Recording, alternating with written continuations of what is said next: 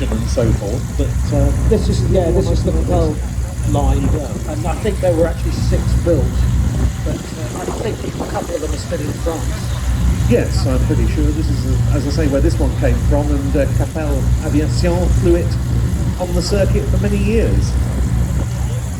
I'm told that this one is the best handled one. The jigged aircraft aren't quite as good. The jigged are never quite as accurate as hand building. And this is the pure handling aircraft. Bob is very, very proud of it.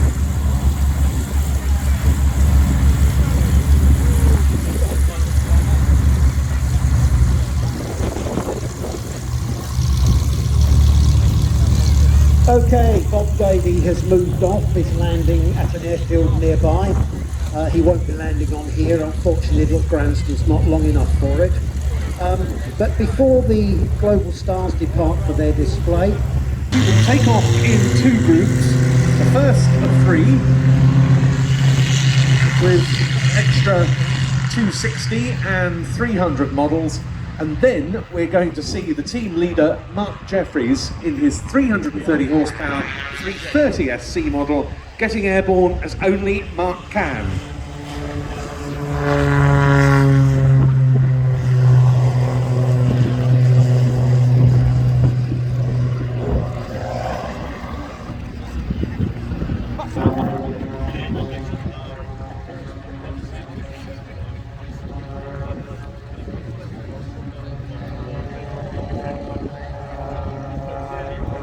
As Mark Jeffries rapidly assuming the lead position with the 330 SC, we've got Chris Burkitt on the right wing in his 300S, and Steve